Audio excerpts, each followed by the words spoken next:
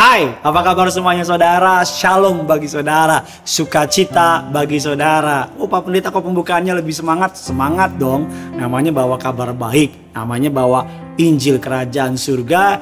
Karena saya tahu banget firman Allah ini pasti mengubah hidup saudara. Engkau yang bangun pagi dengan takut, dengan lemas, dengan khawatir, semangat dong. Tuhan punya rencana yang indah buat saudara.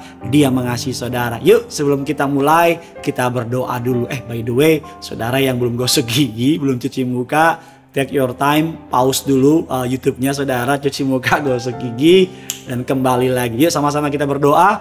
Bapa dalam surga, dalam nama Tuhan Yesus, kami mengucap syukur hari yang baru Tuhan beri. Artinya ada berkat yang baru, ada kesempatan yang baru, ada pengharapan yang baru. Kami percaya kami yang berjalan bersama dengan Tuhan akan semakin kuat, akan semakin hebat, akan semakin Tuhan pakai untuk menjadi dampak, impact, berkat untuk kemuliaan bagi nama Tuhan. Pakai hamba-Mu, lidah bibir perkataannya diurapi dari surga, setiap kata kalimatnya nama Tuhan yang dipermuliakan. Siapapun yang menonton, hari ini hari berkat, hari mukjizat, hari anugerah. Dalam nama Bapa, Putra, Roh Kudus, dalam nama Tuhan Yesus. Sama-sama kita katakan amin. Haleluya saudara. Terima kasih untuk semua komen saudara di YouTube channel segmen Kerinduanku ini. Tidak ada yang lebih menyenangkan mendengar kabar sukacita, kabar feedback bahwa saudara diberkati. Kerinduan kami dalam segmen Kerinduanku, saudara makin mencintai Kristus. Kristus menjadi segalanya dalam hidup saudara. Dan kita bersama-sama dipersiapkan Tuhan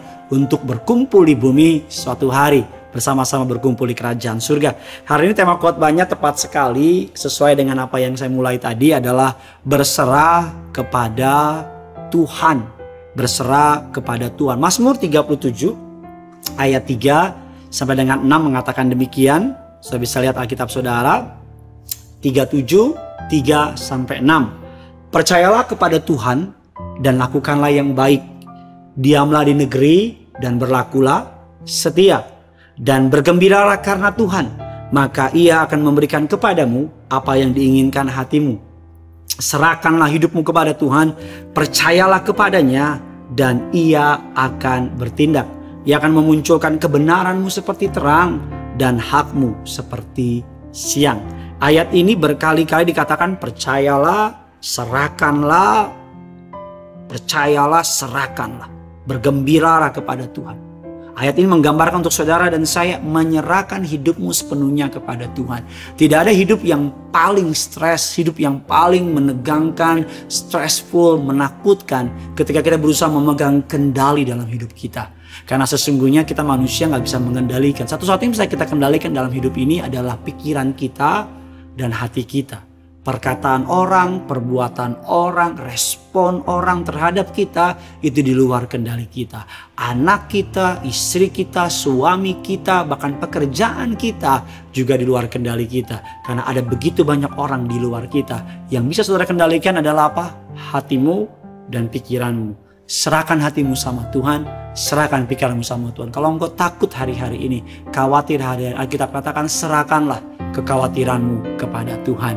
Pak Pendeta, saya pasrah sama Tuhan. Saya pasrah. Ada perbedaan yang menarik antara pasrah dan berserah.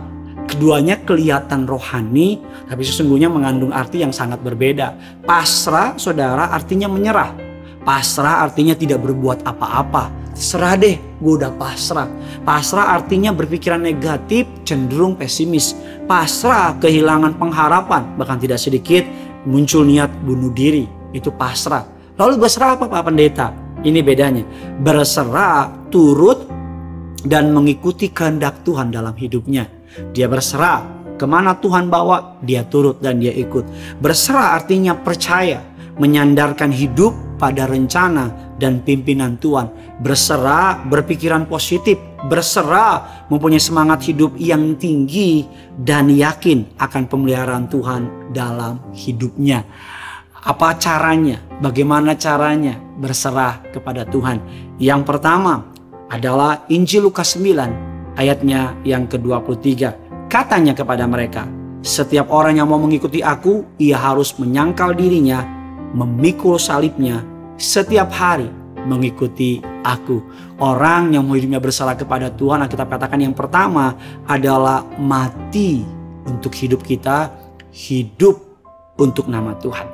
Mati untuk hidup. Lo kok mati untuk hidup Pak Pendeta? Yes. Kita katakan barang siapa mempertahankan hidupnya akan kehilangan. Tapi barang siapa tidak mempertahankan hidupnya dan menyerahkannya demi aku, justru mendapatkan.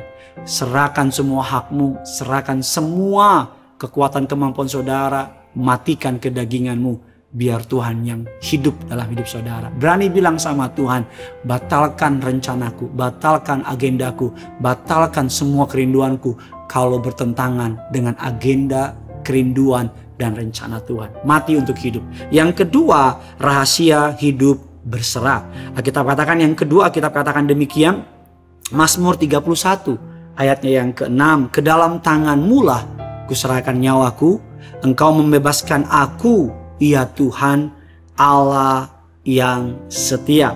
Filipi 3 ayat 13 mengatakan, saudara-saudaraku, aku sendiri tidak menganggap bahwa aku telah menangkapnya. Tetapi ini yang kulakukan, aku melupakan apa yang telah di belakangku, mengarahkan diri kepada apa yang ada di hadapanku, dan berlari-lari kepada tujuan untuk memperoleh hadiah, yaitu panggilan surgawi dari Allah di dalam Kristus Yesus Tuhan.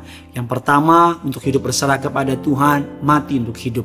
Yang kedua, menyerahkan kendali kepada Tuhan. Kita nggak bisa kendalikan hidup ini, hanya Tuhan yang bisa kendalikan. Makanya dia diberi julukan Juru Selamat. Artinya apa? Juru selamat, juru mudi.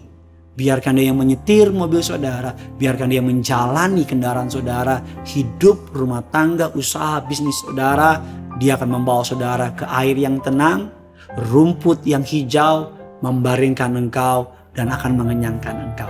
Yang ketiga, yang terakhir, rahasia hidup berserah adalah Alkitab mengatakan demikian, aku melupakan apa yang ada di belakangku, mengarahkan diri kepada apa yang ada di depanku. Pengkhotbah 7 ayat yang ke-8 mengatakan, akhir suatu hal lebih baik daripada awalnya. Akhir suatu hal lebih baik daripada awalnya. Yang ketiga, untuk hidup berserah kepada Tuhan adalah melupakan apa yang ada di belakang kita. Sejarah masa lalu tidak dapat kita ubah, tapi masa depan dapat kita ubah. Kita dapat memperbaiki masa lalu dengan menghidupi hari ini. Apa masa depan? Kumpulan-kumpulan keputusan yang kita ambil di hari ini.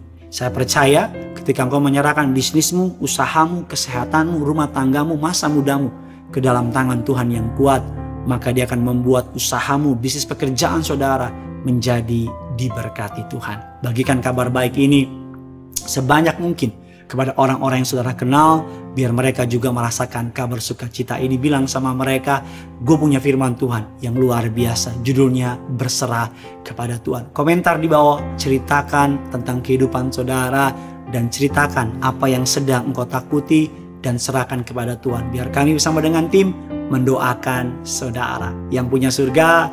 Crazy in love with you. Bye-bye.